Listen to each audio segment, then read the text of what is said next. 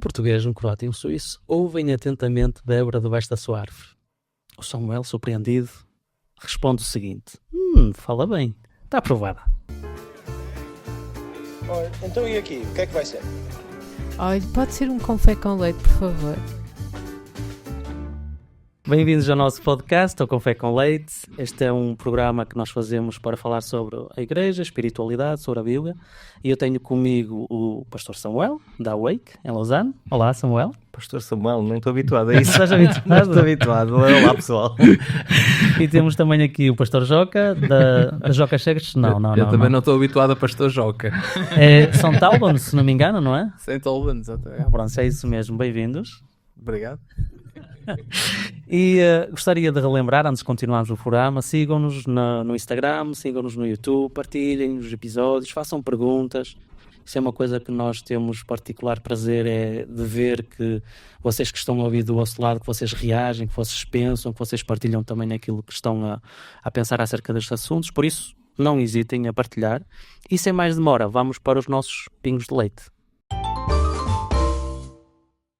E para o primeiro pingo de leite, nós temos então o Joca, que nos traz algo relacionado com os média. Joca, o que é que tens para nós? Sim, só para dizer que estive recentemente na Croácia, muito recentemente.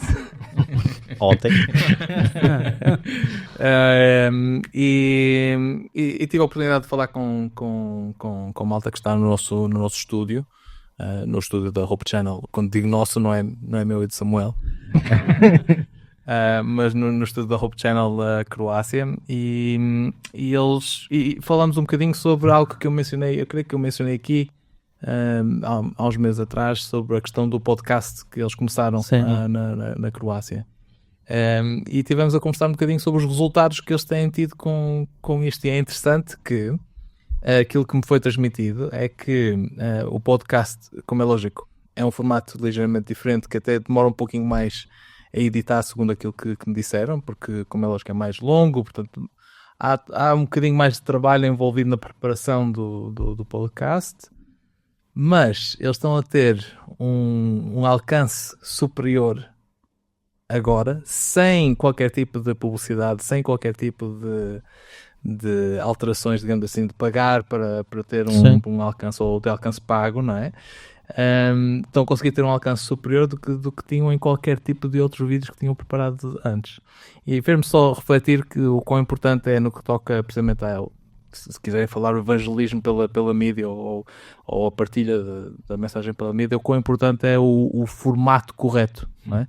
Isto era algo que eu falei com eles já mesmo antes de ser pastor lá, que dizia que achava que a aposta naquilo que no Hope Channel Croácia se apostava na altura, que era um bocadinho aquele formato de televisão, não é? Tipo, mais formal. É mais formal e mais antigo. Eu achava já, tipo, há 5 anos que não era um formato que fosse dar muitos resultados, ou vamos colocar de outra forma, que há outros formatos que poderiam eventualmente alcançar mais resultados, e aparentemente é isso que realmente está a acontecer neste momento, em que há um formato que é mais relevante para a cultura de hoje em dia, que é o formato do podcast. Eles realmente estão a conseguir ter resultados que não tinham antes. Os resultados não é só aquilo que importa, como é lógico, já todos nós falamos aqui, não é? Mas acho que é importante reconhecermos que há determinados formatos que funcionam melhor hoje em dia, determinados formatos que não funcionam, e dar valor, no fundo, a quando conseguimos reconhecer isso dentro da igreja. Portanto, eu queria trazer só aqui essa questão relacionada, lá está, com a mídia. Obrigado. Samuel, tu que és um aficionado das tardes da Júlia, não achas que esse formato teria futuro no meio adventista? Acho. Temos primeiro que começar por evangelizar a Júlia, não é? E trazê-la para o Novo Tempo e pronto, e temos uma melhor diretora de programas que podíamos ter. Não, é assim... Sobretudo para um público-alvo específico, não é? É isso, as histórias da Júlia, que eu nunca vi, na verdade, acho que só conheço mesmo por cultura geral, ou por ver shorts disso em outras plataformas. Tem um público-alvo muito específico, as pessoas que estão em casa, sozinhas, à tarde, ou seja, reformadas, que veem aquilo como uma companhia. E eu se calhar era um bocado mais cáustico no passado em relação a esse tipo de conteúdos, Hoje em dia eu compreendo que mesmo na mídia adventista é necessário ter conteúdos que vão na linha das tardes da Júlia. O problema para mim não é que haja conteúdos que sejam para adultos ou até para pessoas mais séniores. O problema é quando só há conteúdos para essas pessoas. Eu acho que seria muito porreiro se algum centro de mídia, este onde nós nos encontramos, ou então o de Portugal, ou da Inglaterra, ou qualquer um que esteja aqui próximo de nós na Europa, decidisse fazer uma divisão dentro do próprio centro e ter uma ala que se concentrasse nos formatos televisivos, nos formatos para pessoas mais séniores, e começar a lançar coisas totalmente novas para um público mais jovem. Antigamente eu era capaz de dizer, não se faz nada para os velhotes e faz só para os jovens. Hoje em dia eu acredito, acho que se calhar um equilíbrio é necessário e seria bom nós vermos uma aposta verdadeira, real, em conteúdos que sejam para TikTok, que sejam para Instagram e que sejam feitos por jovens. Porque senão caímos um bocado no problema do Bloco de Esquerda, não é? Durante as eleições, de pegarem pessoas séniores e tentar colocá-las dentro de formatos que não são os deles.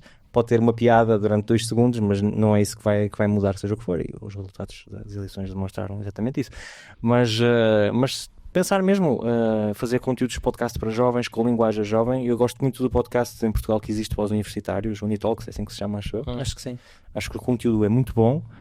Gostava que a linguagem fosse um bocadinho mais jovem ou mais universitária. Atenção, não é preciso dizer palavrões, é só tipo uma coisa mais jovem. Como assim não é preciso dizer palavrões?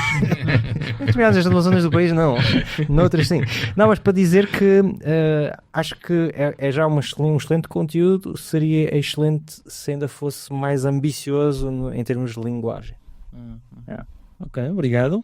Eu só teria uma pergunta que era, não tanto uma reação, mas uma pergunta: como é que eles avaliam o sucesso do podcast? É através de visualizações, engajamento digital, através das contactos ferramentas pessoais ou... Não, em termos das ferramentas que tu encontras no YouTube, sobretudo, não é? Ok. Portanto, atenção que o Hope Channel tem sido, sobretudo, feito, o Hope Channel na Croácia tem sido, sobretudo, feito através do YouTube. Há alguns conteúdos noutras plataformas, mas não tanto. É a grande aposta, E não é? agora as coisas estão a mudar. Portanto, mais uma vez, só para eventualmente quem não tenha ouvido aqui há uns meses atrás, eles colocaram um novo diretor que tentou apostar um bocadinho mais nesses formatos, não é? E eu já vi shorts, por exemplo, do podcast, não é? Que, como é lógico, dão sempre aquela possibilidade de as pessoas verem um momento e aquilo aguçar o apetite para irem ouvir o podcast no total, enfim. Mas por aquilo que eu percebo, no geral, combinado as diferentes plataformas em que eles estão, eles têm tido mais alcance agora do que... Porque para mim até a questão do qualquer que seja o conteúdo é, ok, qual é que vai ser a medida de sucesso? Porque eu acredito que, claro, o sucesso não é tudo, mas é importante para nós podermos avaliar, ok, este conteúdo que está a ser preparado, se calhar é um bocado má linguagem, mas está a ser rentável para o esforço, para o dinheiro que está a ser investido. E eu acho que é importante, quer seja na Croácia, em Portugal, França, Suíça, qualquer país que seja, ok, o que é que nós esperamos deste conteúdo? Qual é que é o impacto que nós estamos à espera? É realmente um impacto somente digital? Ou queremos nós também ter um impacto real com contactos pessoais com as pessoas? E eu acho que às vezes uma das falhas que existe, e não quero dizer, não estou aqui de todo a criticar quem está à frente dos diversos projetos, seja onde for, mas às vezes é esse o problema que falta por vezes, é, ok, como é que nós passamos de um conteúdo puramente digital que a pessoa está a apreciar, que a pessoa está a gostar, e será que não há uma maneira também de conseguir concretizar isso num contacto ou num relacionamento com a pessoa? Porque eu acho que mesmo a nível da sociedade hoje em dia, acho que o contacto humano falta muito.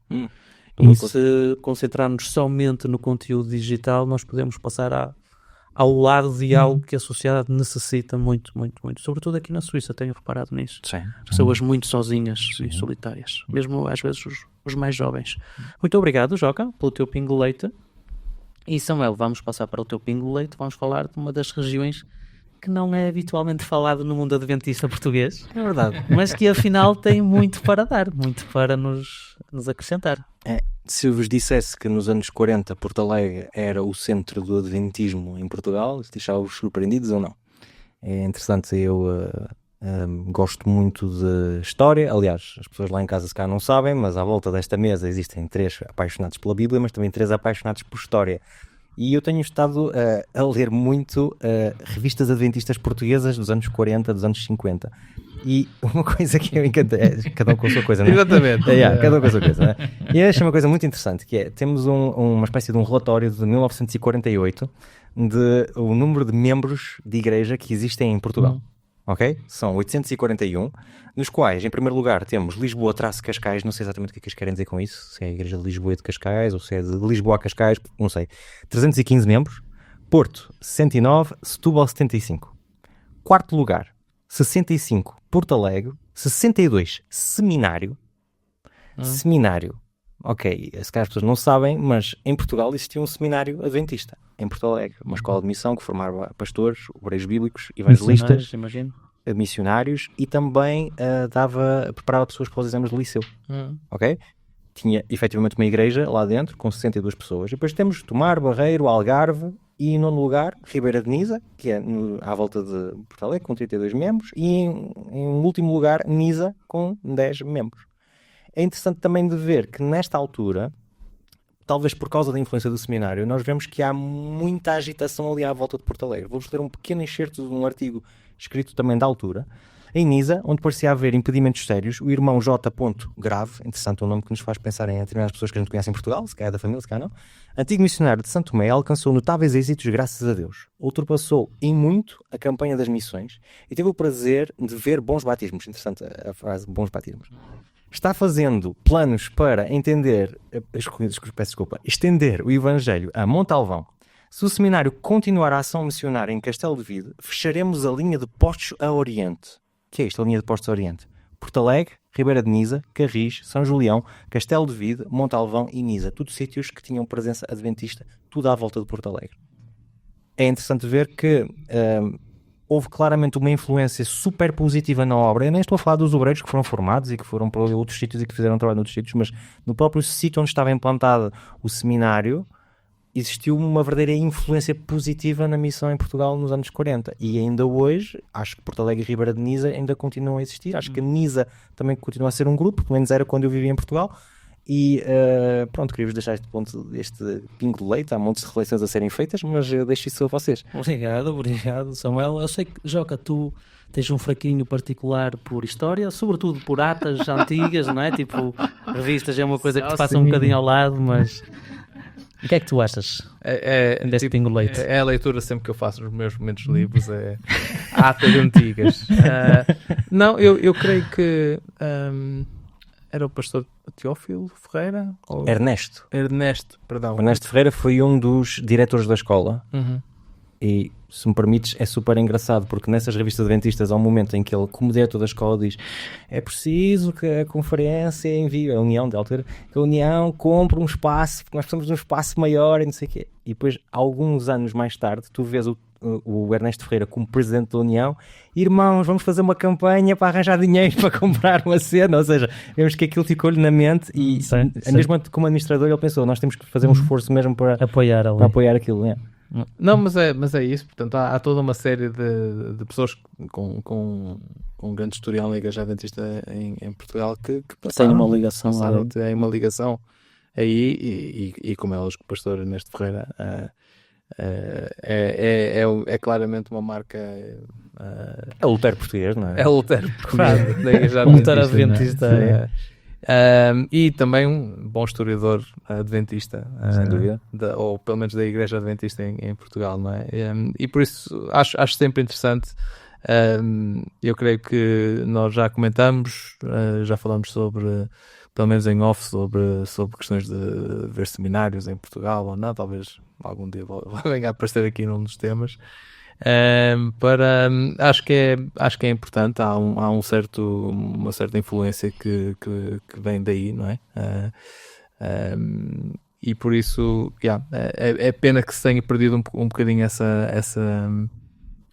essa influência naquela região, não é? Sem dúvida, sim. E que o foco agora é engraçado, não é? Mesmo geograficamente, o foco agora está muito mais No litoral. No litoral, certo? no litoral e sobretudo nas grandes cidades, não é? Do que necessariamente ali naquela parte do país, mas Sim. fica aí essa parte interessante da história adventista portuguesa. É verdade. Eu se calhar gostaria de realçar o facto de nós termos a revista Adventista digitalizada, todos os números. É um trabalho fantástico. É, de louvar essa iniciativa. Eu sei que, sobretudo, o pastor Amorim foi não sei se vou dizer errado, se por acaso disser errado, peço desculpa, mas eu acho que ele foi o grande impulsionador disso, com colaboração de outras pessoas, mas acho que é realmente algo muito, muito bom.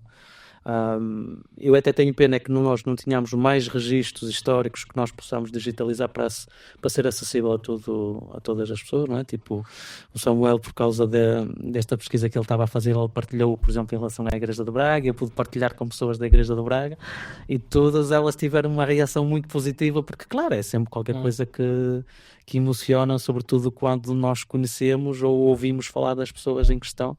Então queria sobretudo louvar esta iniciativa, encorajar que possamos fazer outras e obrigado por teres trazido este pingo de leite. Nada, foi com muito prazer. Em relação ao meu pingo de leite, eu queria partilhar convosco um projeto que eu estou a seguir.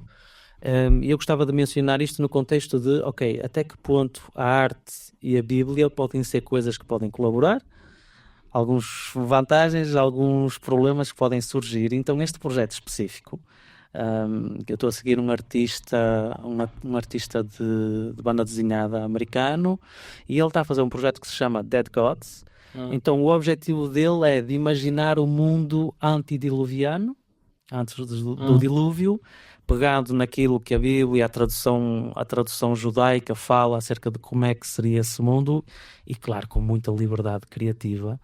E ele está a registar através de vídeos, acho que é 2 por semana, qualquer coisa assim do género, todo o processo criativo que ele faz para chegar então ao produto final, desde como é que ele imagina os personagens, como é que ele imagina a roupa, como é que ele imagina mesmo o planeta. Então ele depois avança algumas teorias que ele acha como é que poderia ou não ser possível. E tudo isto faz-me pensar que, por um lado, eu acho que a arte é uma ferramenta muito boa para, por vezes, nos levar a sair das nossas ideias pré-concebidas acerca de algo, sobretudo algo bíblico.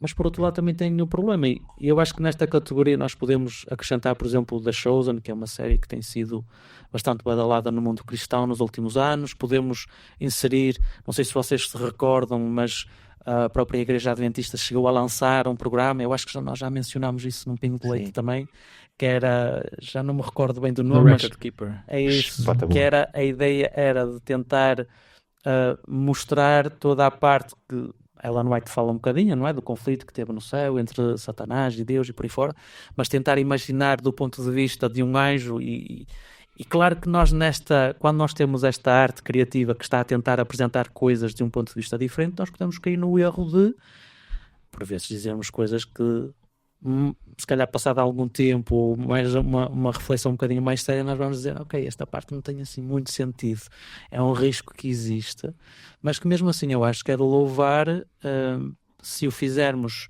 se nós tivermos compreensão de que isto é arte, isto é imaginação a funcionar, porque realmente eu acho que é importante nós muitas das vezes sairmos dessas ideias pré-concebidas, e por vezes a arte é a única maneira de nós conseguirmos sair disso.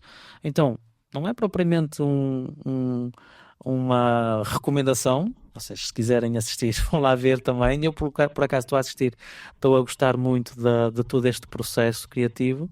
E pronto, já é o Pingo de Leite. Não sei o que é que vocês acham, esta mistura entre arte, Bíblia, e como que às vezes, apesar dos perigos e das vantagens, o que é que vocês acham acerca disso? Samuel, se calhar ia começar contigo?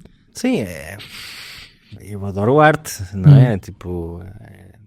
Aliás, sou responsável por várias overdoses de museus que a minha esposa teve que levar. Por isso eu gosto muito de tudo que é criatividade, tudo que é artístico. Acho que isso é uma das coisas que prova que nós fomos feitos à imagem e semelhança de Deus. Porque Deus também é um criativo. Deus também gosta de criar coisas do nada, e coisas às vezes que não têm necessariamente uma função muito específica, não é? Basta olharmos para a natureza. E eu acho que falta muitas vezes às vezes aos nossos membros uma determinada educação artística, conseguir ter a maturidade de olhar para determinadas coisas e dizer, não, a pessoa não está a fazer uma representação da realidade, está a tentar fazer algo de influência cristã, às vezes é só influência, está a fazer alguma coisa que possa ter algum tipo de alegoria, ou pode simplesmente estar a explorar o que não está escrito, e tudo isso está certo se for devidamente delimitado.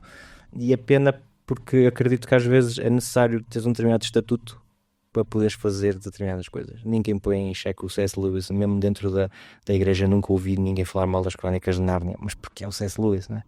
Mas se fosse outra pessoa que a gente conhece e que começasse... Não tem o mesmo pedigree. Exato, não é? E começasse a escrever uma coisa um bocado alegórica em relação à Bíblia, com fadas, e assim com sereias, e assim com coisas... Acho que o pessoal não ia achar muita piada, não é? E acho que muitas vezes nós, como adventistas, não gostamos de nada que toque no mundo da fantasia, não gostamos de nada que toque um pouco na criatividade, e isso é só pena, porque são formas de chegar ao coração de muitas pessoas. Obrigado. Joca, o que é que tu achas? Achas que as vantagens e as desvantagens deste risco de apostar na arte e a Bíblia, o que é que tu achas? É tudo heresia, não é? Não, para acrescentar aquilo que a Samuel estava a dizer, para mim não é só uma questão de nos ajudar a pensar de forma diferente, também nos ajuda a ver a Bíblia de forma diferente. Pelo menos a minha experiência, aliás, já partilhei várias vezes que a minha área de mestrada foi precisamente sobre cultura popular e a Bíblia, não é? E há determinadas, sobretudo num tempo em que nós consumimos, entre aspas, quer os nossos produtos de mídia popular, quer o texto da Bíblia, mais ou menos nos mesmos dispositivos.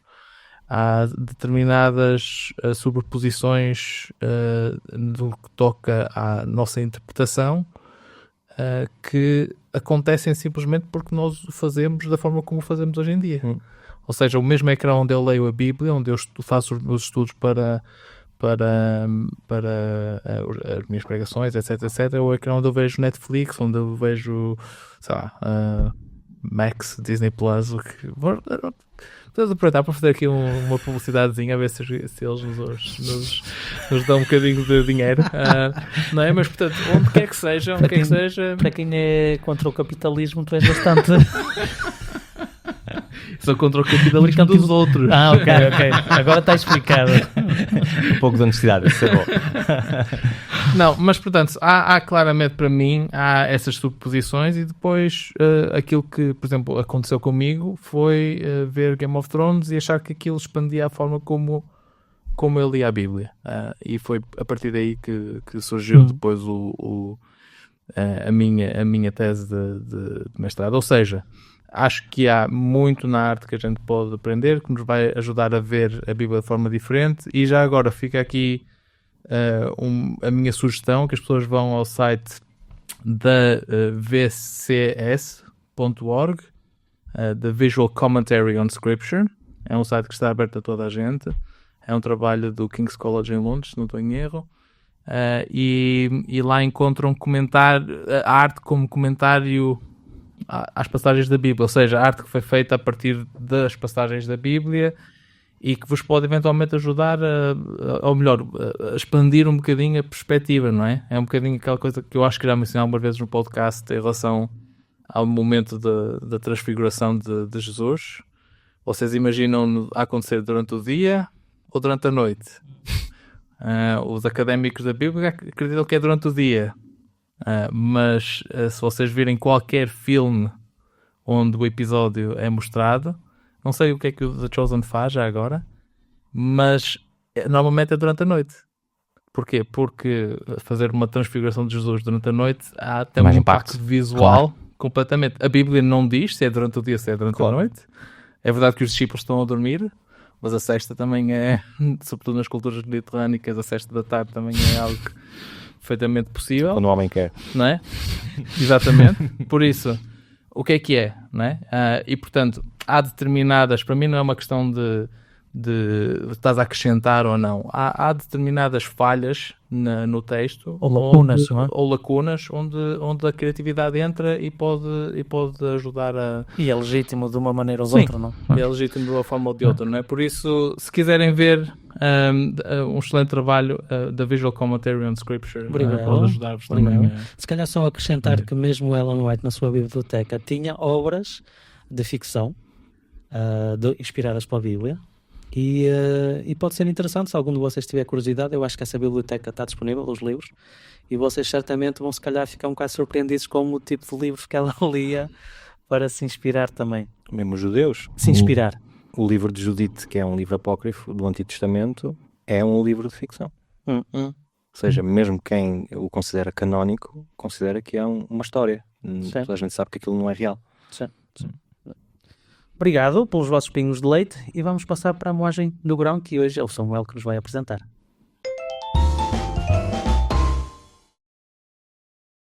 Quando pegamos numa Bíblia, procuramos abordar o tema das mulheres no Antigo Testamento, podemos cair erradamente na ideia de que, sendo um texto antigo, as mulheres seriam pintadas como inferiores, sem direitos e em submissão aos homens.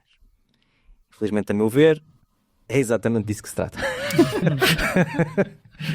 As mulheres surgem frequentemente numa posição que eu acho secundária, com pouca ou nenhuma autonomia, são vistas sempre por uma lente da sociedade que é patriarcal, onde os seus direitos estão normalmente condicionados pelos direitos dos pais quando não são casadas ou pelos maridos quando estão casadas, e muitas vezes as próprias definições das coisas para as mulheres são sempre feitas pelos homens. Basta olharmos, por exemplo, para as leis levíticas, que têm normalmente sempre o homem como sujeito, mesmo quando se trata de algo relacionado com elas. Podemos dizer que as coisas até começam bem, porque logo de início, no relato da criação, vemos Deus criar o ser humano à sua imagem e semelhança. Esta imagem não é exclusiva do homem, como vocês sabem, são na verdade os dois, o homem e a mulher, é que refletem aquilo que é Deus. Não é por acaso que muitas vezes no Antigo Testamento Deus aparece representado justamente com características femininas, porque a imagem e semelhança não é só de Adão, é do homem e da mulher. E é verdade que temos também outras referências, nomeadamente o facto da igualdade entre os dois no Jardim do Éden, no facto de que é tirada uma costela de Adão e através da costela é que vai ser criada Eva. Os rabinos dizem que não foi tirado um osso da cabeça para que ela não fosse superior, não foi tirado um osso dos pés para que ela fosse inferior, foi tirado um osso do meio para que estivessem os dois ao mesmo nível. Mas, infelizmente, de novo, é pena que este tom não se mantenha no resto do Antigo Testamento, pois com a evolução das diferentes sociedades é inegável, a meu ver, que a mulher passou a ocupar em muitos contextos um papel secundário e inferior. Porque muitas vezes parece-me que não somos muito honestos nesta questão, porque é como se admitir a desigualdade que está na Bíblia fizesse-nos cúmplices dessa desigualdade. Eu acho que o caminho da mentira não é propriamente a melhor solução para esta questão. Deixem-me então mostrar-vos alguns casos bíblicos onde os direitos e proteções concedidas às mulheres são discutidos, comparando o quanto possível com a sociedade da época. A primeira coisa é a questão da proibição da prostituição, que vemos em Levítico 19:29, Deuteronômio 23:17. A prostituição é proibida em Israel, tanto a comercial como a cultual. Existia essa diferença na época, isso seria um tema para uma outra guerra. E não existe nenhum paralelo em nenhuma civilização vizinha. Ou seja, existem legislações nas civilizações à volta, mas sempre de forma a regulamentar a prostituição e não a proibi-la. Algumas pessoas que justamente querem ver nisto algo de protetor em relação às mulheres dizem que os israelitas tinham mais dignidade que os outros porque proibiam a prostituição. É importante dizer que também a prostituição masculina é proibida. Depois, o direito de herança das mulheres. Temos o famoso caso, número 27, que temos as filhas de Zelofiade, que vão ter com Moisés e dizem: nós só temos filhas, por isso como é que vai ser em relação à herança? Elas vão poder herdar, e Moisés vai falar com Deus e Deus diz sim, vão poder. Atenção, isto não é estranho, o Código de Hammurabi defendia exatamente a mesma coisa. Se estivesses na mesma situação, o Código de Hammurabi dizia que as mulheres filhas podiam herdar terras, ok? O que faz diferença aqui, positiva, é o facto de as mulheres terem um espaço dentro do povo de Israel para poder falar com o líder Moisés e serem ouvidas, e que Moisés ouça e diga: não, espera aí, eu vou falar com Deus sobre isto. E que pergunta a Deus, e Deus ainda por cima decida em favor das mulheres. Isso é que pode ser visto como algo bom. Depois temos a proteção do sexo fora do casamento, Êxodo 22, Deuteronômio 22. Se um homem seduzisse ou violasse uma virgem, não é muito claro em Deuteronômio se é violação. Eu pessoalmente acho que é, mas bom, temos que ser claros em relação ao que está escrito. Existia aquela obrigação de casar, não é? Mulher que fosse seduzida e tivesse sexo antes do casamento ou que fosse violada teria a obrigação de casar. Hoje isto parece uma imposição cruel, mas na realidade da época uma mulher que já não fosse virgem teria dificuldades extremas em casar-se, ou seja, isto deixava-a desprotegida socialmente, e há pessoas que veem isso como algo positivo. É preciso também dizer que, contrariamente às sociedades da volta, se uma mulher fosse acusada de não ser virgem, mais para a frente no casamento, ou então logo no momento da noite de núpcias, eram os pais que deviam guardar o lençol da noite de núpcias para poder provar pelo sangue no lençol que ela era bem virgem e poderem safá-la da situação. Ou seja, isto são tudo direitos que de uma certa forma ajudavam a mulher a provar a sua inocência. Temos também a igualdade de punição em relação ao adultério, que é um pouco diferente do que existe à volta. Levíticos 20:10 e Deuteronômio 22:22. Ambos os adúlteros são mortos, homem e mulher. Ok? Contrariamente ao Código de Hammurabi, onde somente a mulher era punida, muitas vezes por afogamento, que acho que é horrível. Depois temos ainda mais outro caso, que é o caso de casamento forçado de mulheres cativas de guerra, ou seja, os israelitas invadiam um país e depois no final, nos despojos, viam mulheres, já aquela interessa-me, quero casar com ela. A lei proibia que depois de existir este tipo de casamento que eu pudesse dizer, já não gosto de ti, agora és minha escrava, ou então já não gosto de ti, agora vendo-te. Não, o texto dizia claramente, não podes fazer. Se a tomaste como esposa, ela tem que ser tua esposa para sempre. E eu acho que isso é bastante interessante. Contudo, não é discutível que da mesma forma que nos países concordantes vemos mulheres serem respeitadas no plano espiritual, e até no plano da liderança, ou seja, não é porque existiam estas leis que à volta não existiam mulheres respeitadas naquilo que elas faziam, ou seja, casos como Débora, Hulda, Ruth, Esther não são exclusivos da Bíblia. Nos países à volta também existiam mulheres que tinham funções diversas, pensem por exemplo às rainhas egípcias como a Hatshepsut ou a Nefertiti, ou então as inúmeras sacerdotisas e às vezes mesmo sumos sacerdotisas que existiam nos cultos pagãos à volta, mostram que claramente existia tanto em Israel como fora de Israel, ou se calhar às vezes mais fora de Israel, porque nunca houve uma rainha israelita de nome, Jezabel, mas não era propriamente ela que comandava, não é? Não vemos mulheres a terem esse tipo de destaque, e nas sociedades à volta nós vemos isso. Aquilo que me deixa mais chocado ainda é que mesmo em termos espirituais, a mulher era também vista de uma forma inferior. Uma mulher que tivesse um voto espiritual, esse voto espiritual podia ser revogado pelo seu pai ou pelo seu marido.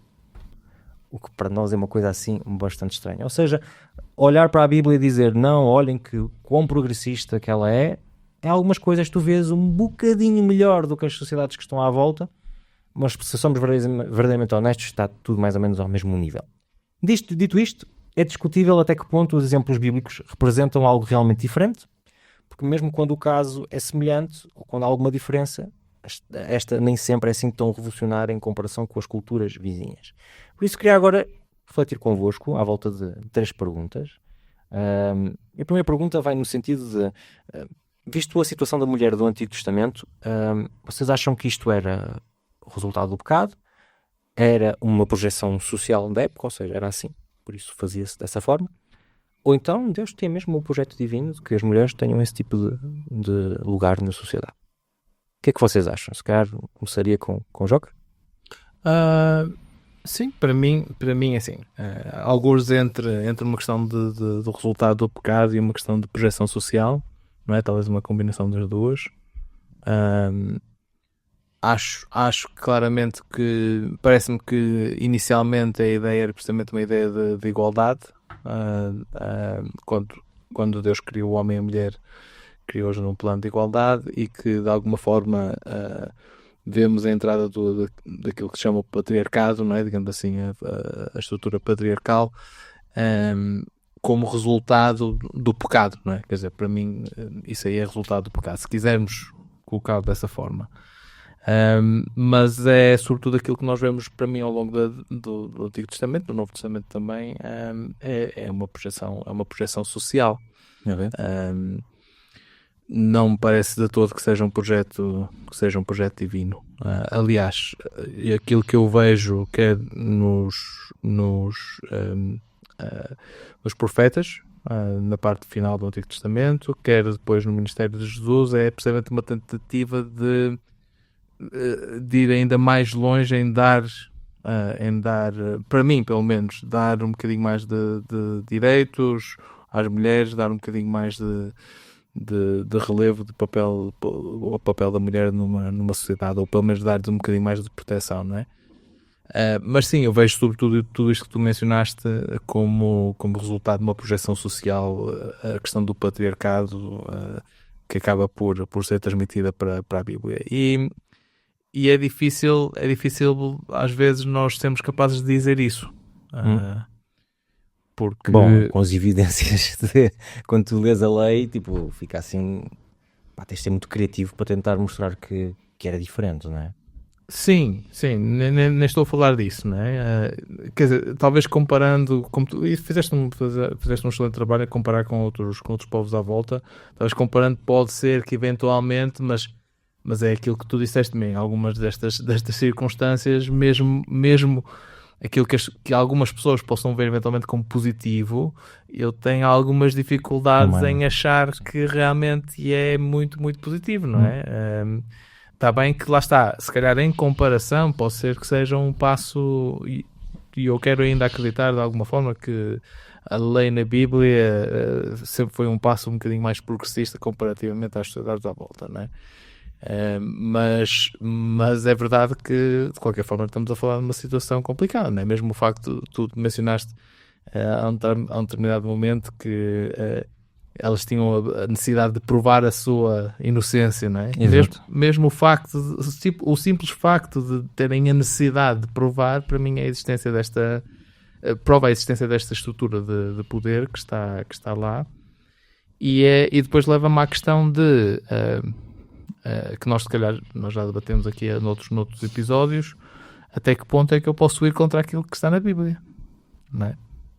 Este para mim é um desses casos em que eu sinto a necessidade de dizer, como tu disseste, infelizmente parece-me que é verdade, e eu discordo.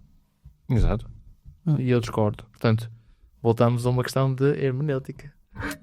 Esse é um dos nossos temas favoritos. Exatamente. Cuidado com as vossas interpretações. Aliás, é o tema. É o tema que dá a base ao Café com Leite. Todo o nosso podcast, todos estes episódios. Não precisam de ouvir mais. Tatuem só a expressão. É hermenêutica. Hermenêutica. Vamos fazer umas t-shirts. Temos que fazer isso. Obrigado, Joca, pelo teu comentário. Passo agora a bola ao Roberto. Queres que te recorde a pergunta? Não, okay. Não é preciso. Eu estou de acordo maioritariamente com as razões que vocês apresentam. Acho que, por um lado, é uma consequência do pecado. Acho que em muitas coisas é a construção da sociedade, a forma como eles imaginaram a sociedade, que as coisas deveriam acontecer. Acho que também temos que reconhecer que, tendo em conta as diferenças entre homem e mulher, o homem tem, regra geral, mais força que a mulher, por isso facilita muito a imposição desse tipo de construção social. Agora, eu não sei se... Eu não estou de acordo convosco, não é? Eu não estou de acordo convosco na questão da progressividade ou não da lei. Eu acho que ela é progressiva. Progressista ou progressiva? Porque são coisas Sim, diferentes. Progressista em relação ao contexto da época. Tu mencionaste alguns exemplos, eu também fui procurar outros, já tinha lido também no passado, e eu acho que vocês são um bocadinho severos, que é completamente normal. Eu também não vou dizer que não sou alheio a isso, porque a mesma repulsa que vocês têm, eu também a tenho. Claro. Mas a questão é que eu acho que muitas das vezes nós desvalorizamos demasiado as pequenas vitórias que às vezes se obtêm. A situação da mulher no Antigo Testamento não dava vontade nenhuma, isso claramente não é aquilo que eu quero, por exemplo, para a minha filha, nem de longe nem de perto. Mas, por exemplo, só pegando nos exemplos que tu disseste, não é? Tipo, eu também encontrei um que eu achei muito interessante, que é em relação à violação. Por exemplo, no caso da Mesopotâmia, se por acaso um homem violasse uma mulher e ele era casado, a mulher dele também tinha que ser violada. Não sei por quem, exatamente, se calhar por quem estava a dar a sentença. calhar era uma não sei por profissão. quem. Se calhar havia uma profissão também. E é verdade Violador que profissional. é verdade que Como este vai tirar. quando nós comparamos estas leis, mesmo esta que eu acho que é relativamente mais aberta, mais esclarecida, mais a valorizar mais a mulher e tudo mais, mesmo eu achando que está muito aquém daquilo que eu acho que é normal e que é necessário, mesmo assim eu acho que, tendo em conta o contexto, mesmo que elas sejam pequenas vitórias, ok, comparado com hoje em dia a diferença não é muito grande, claro, eu estou completamente de acordo, mas num contexto daqueles em que tu tens uma população que se calhar estava habituada a muito pior, e depois esse é que é o grande problema, é que nós só temos as leis, nós não sabemos que tipo de situações muitas das vezes estas leis estavam a tentar limitar. Então claro que para nós é sempre assim um bocadinho mais fácil de nós chegarmos com as nossas a nossa percepção moderna e avaliarmos somente na questão da lei, não é? Porque eu acredito que quando uma lei é colocada, quer dizer que ela tenta controlar uma situação que é suficientemente grave, que as pessoas, ok, nós não podemos deixar que as coisas continuem assim. Então eu acho que, reconhecendo plenamente que, olhando para esta lei do nosso ponto de vista mais moderno, ela fica muito, muito aquém. Ainda assim eu acho que não podemos cair no outro extremo de desvalorizar completamente, às vezes, essas pequenas vitórias que são feitas e que muitas das vezes, para nós, se calhar, são pequenas, mas se calhar para as pessoas que, as mulheres, nomeadamente, que estavam nestas situações, se calhar foram grandes vitórias para elas. Então, lá está, eu acho que a única maneira de avaliarmos isso objetivamente seria perguntarmos diretamente às pessoas da altura, não é? Claro que nós não podemos fazer isso, não é? E claro que eu também não quero Agora ser com a muito inteligência taxativo. artificial já se consegue Talvez fazer possamos ver lá, não é? já se consegue fazer um desses vídeos. não é? Mas eu acho que mesmo assim não podemos negligenciar isso, e estamos a falar de uma sociedade que, sobretudo nesta altura, era uma sociedade rudimentar, rural, de Ex-escravos. um pequeno reino de ex-escravos. Então o simples facto que eles se... Claro, não é? Nós podemos aqui negociar até que ponto é que foi Deus que deu a lei e até que ponto é que Moisés se calhar adaptou assim ligeiramente, não é? Temos aqui se calhar alguma margem para discussão também, mas claramente eu acho que nós podemos reconhecer uma preocupação de, tendo em conta os vizinhos mais poderosos, mais fortes, com uma tendência muito mais implementada na sociedade, e que eles tenham essa preocupação de, não, nós podemos fazer um bocadinho melhor. Então, nesse sentido, acho que não podemos desvalorizar isso. É interessante o que tu dizes. Aquilo que me choca mais pessoalmente é que, como vocês ouviram, existem muitas vezes referências que eu dei a Levítico e Deuteronômio. E como vocês sabem, entre Levítico e Deuteronômio há uma distância grande. Não é toda a gente que acredita nisso, mas eu pessoalmente acredito que o Deuteronômio foi escrito depois do exílio, e então faz com que séculos mais tarde continuava-se a ter a visão igual à visão do tempo de Moisés, Pelo não é? menos parecida. Pelo menos parecida. As primeiras mudanças que eu pude encontrar de interpretação de determinadas leis de Levítico encontramos na comunidade de Qumran, ou seja, já muito, muito próximo do tempo de Jesus.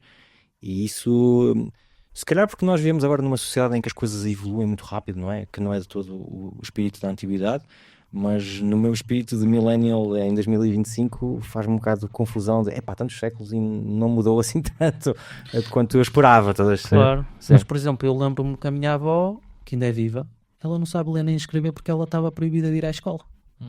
E não estamos a falar da idade do ferro, que é o que nós estamos a falar aqui, não é? Tipo, Interessante. nós estamos a falar de mulheres que há 2, 3 gerações atrás tinham uma vida completamente diferente. Agora, o simples facto de, por exemplo, quando as mulheres ganharam o direito de voto, que em França foi nos anos 70, se não me engano. Nós também, é só depois do 25 de Abril, não é? Tipo, por isso. Se calhar para nós olhamos para trás, tipo, será que fez assim uma grande diferença na condição da mulher e tudo mais? Ok, talvez, mas se calhar para elas foi muito. Se calhar foi um passo de gigante. Então, só elas é que poderiam realmente avaliar isso dessa maneira. E lá está, eu acho que todas as vitórias são uma vitória.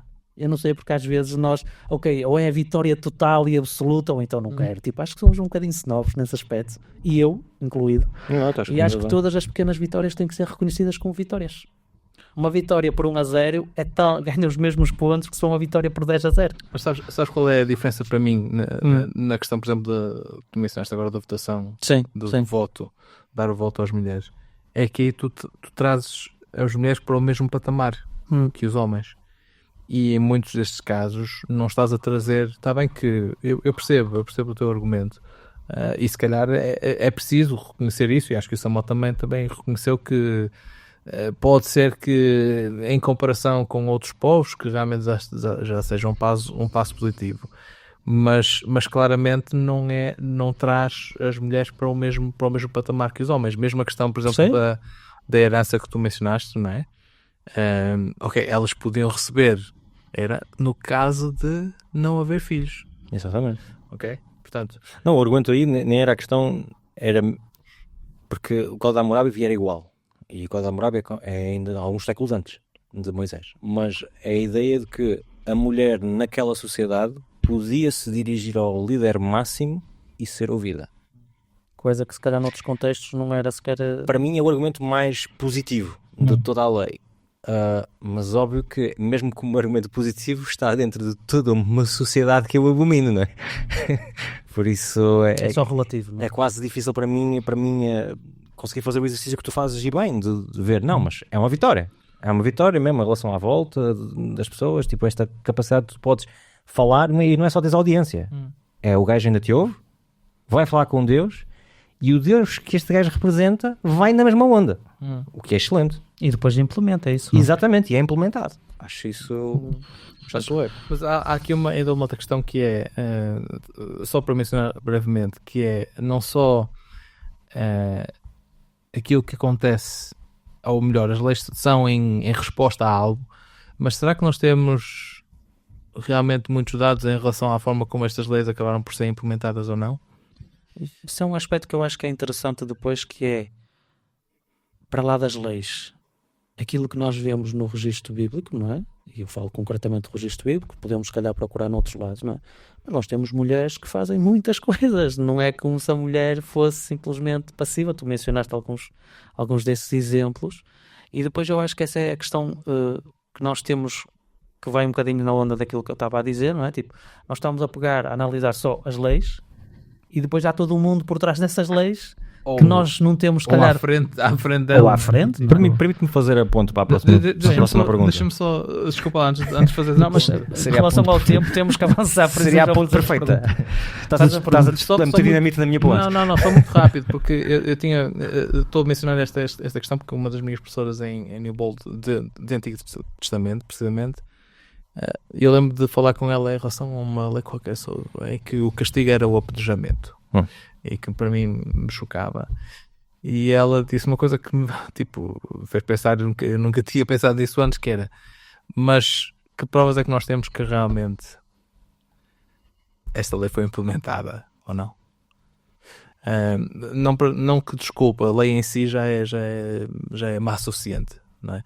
Mas a verdade é que se calhar muito daquilo que nós vemos das mulheres no resto do Antigo Testamento é diferente daquilo que as leis sobre mulheres indicam.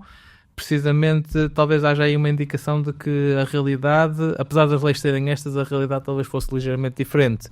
E aí o nosso processo, acho eu, como intérpretes da Bíblia hoje em dia, torna-se muito mais tentar descobrir precisamente essas mulheres, tentar falar sobre estes casos que tu mencionaste, como a Ruth, Esther, etc, Débora, tentar trazê-los para a frente e mostrar que realmente há mulheres com bastante valor no Antigo Testamento, no Novo Testamento também. Acho que isso nem pode ser colocado em dúvida sequer. Sim, mas eu acho que é esse processo que no fundo que nos Vamos, fico contente de teres feito essa parte, porque é no Pentateuco também que supostamente era Arão que ia falar com o faraó, e depois não vemos nunca Arão falar com o faraó.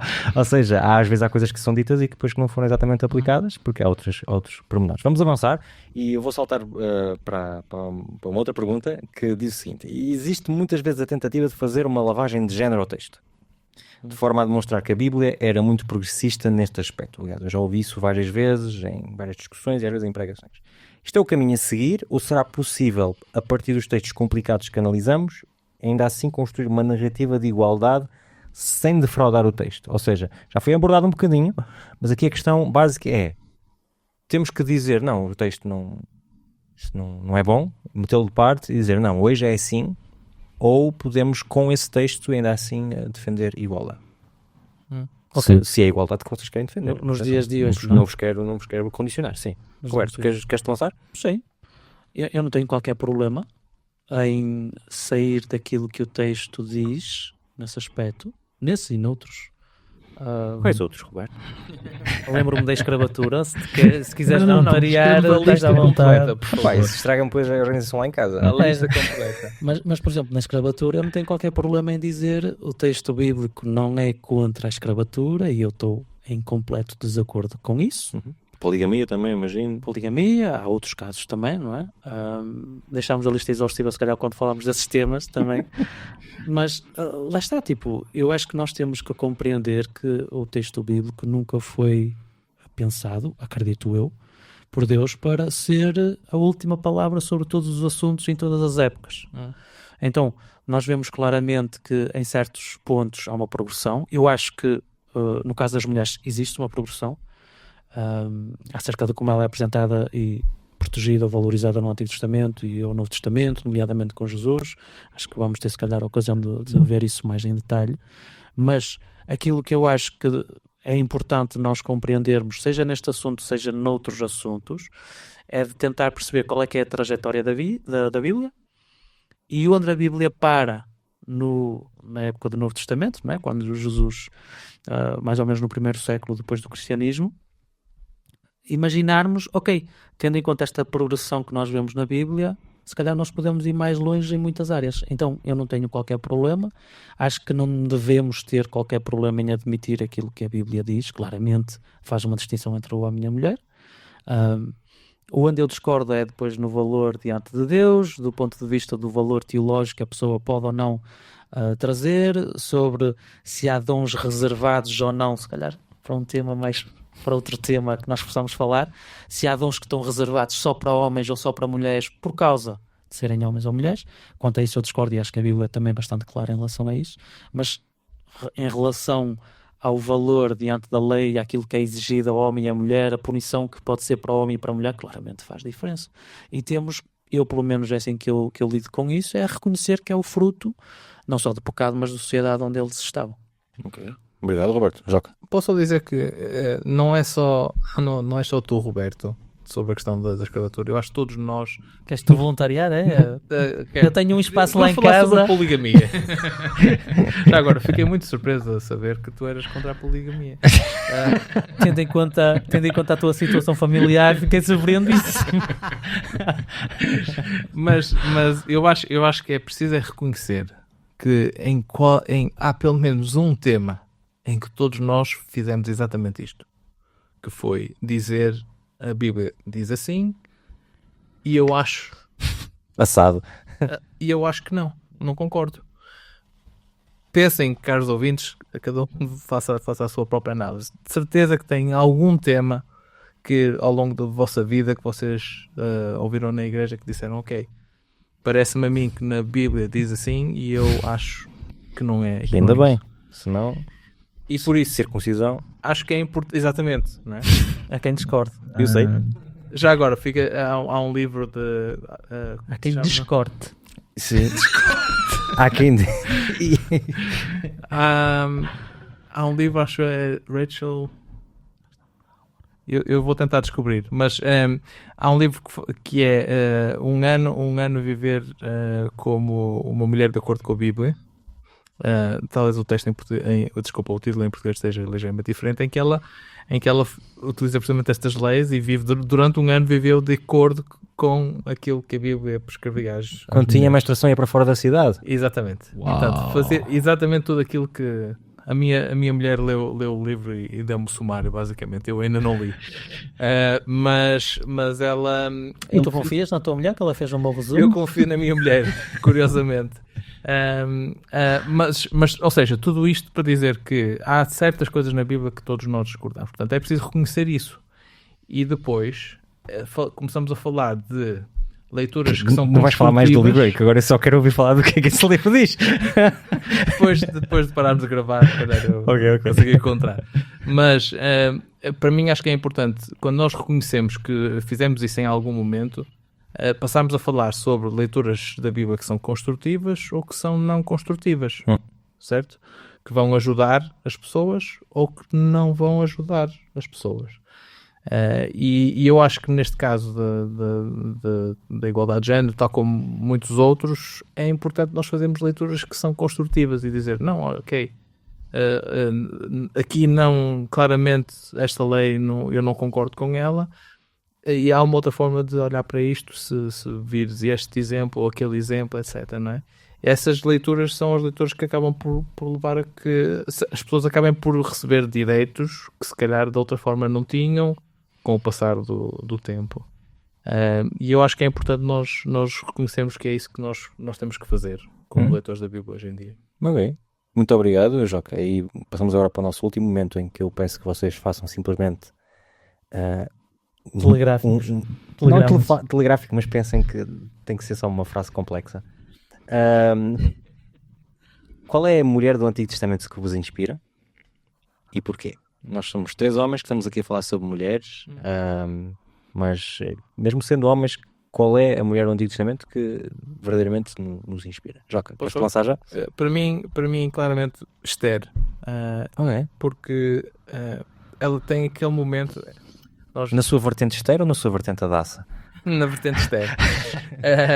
Porquê? Porque nós muitas vezes temos uma ideia muito florida da questão, que era um concurso de beleza. Era um reality show, claramente. Exatamente. E ela ganhou. Era um reality show, mas era um reality show para maiores de 18. Sim. Não é? Era um reality show para maiores de 18 e ela ganhou. Essa é a parte que te fascina? Não. A parte que me fascina ela não tinha, apesar de ser rainha, isso não significava que ela tivesse os direitos. Aliás, a rainha que tinha estado lá antes, no momento em que desafiou ao pedido do rei para vir e entreter os convidados e percebemos o que é que estamos a falar. Sim, claramente. Okay. Ela desapareceu, não é? Para lembrar o rei em Inglaterra, não sei quantos séculos atrás, aquele que iniciou a igreja anglicana, porque Henrique VIII. E por isso, assim, acho que a situação da Vasti foi ligeiramente melhor que essas. de qualquer forma, ela não tinha os direitos que nós achamos, apesar de ser rainha, e naquele momento em que ela vai falar com o rei, ela realmente estava a colocar tudo tudo em linha, tudo na linha, a vida dela, para defender o povo dela.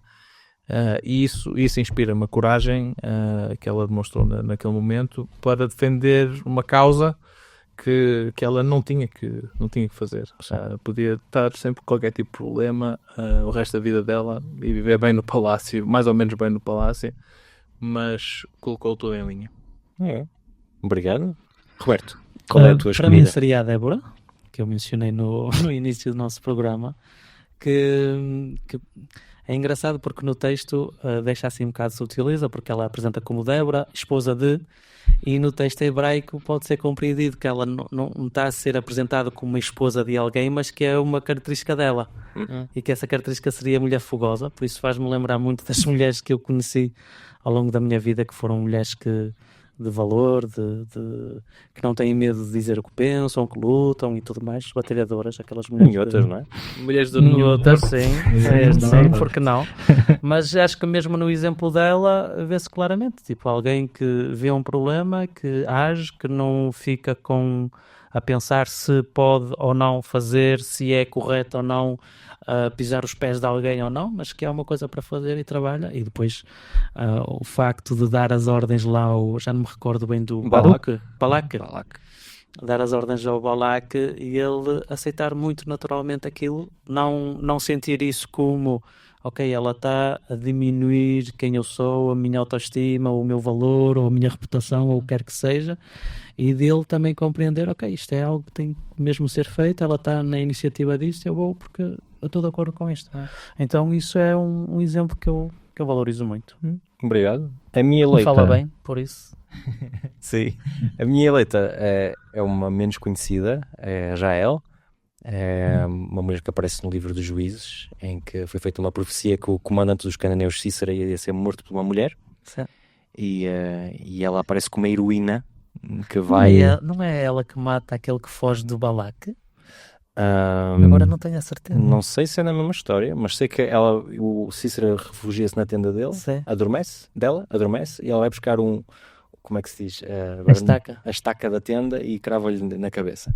E eu acho interessante, porque é que eu acho interessante? Eu acho interessante porque, na época, seres morto por uma mulher era uma humilhação. Ou seja, a ideia por trás do texto é: vamos humilhar o Cícera e é através de uma mulher que ele vai morrer. Mas hoje, quando eu olho para este texto e olhamos para o Hollywood e vemos agora esta grande vibe de tentar colocar a mulher como uma super heroína, não é? Eu acho que é um precursor exatamente disso, da imagem da heroína que resolve o problema sendo mulher. E isso acho que é interessante, é sempre um texto que eu acho piada quando leio, é por isso que para mim ela é a eleita. Muito obrigado pelos vossos comentários, e se o público feminino gostou desta análise, deixem também comentários nos Se não felicitar. gostou, façam críticas. Exatamente. Posso ouvi-las. Exatamente, porque nós temos em vista falar de outros temas que também vos tocam. Obrigado, Samuel, por teres apresentado este tema e, mais uma vez, quero-vos pedir que possam partilhar as vossas opiniões, as vossas perguntas, sigam-nos, partilhem nos episódios. Mais uma vez, o nosso objetivo não é terminar discussões, é começá-las, por isso sintam-se à vontade. Este foi o Café com Leite. Até à próxima.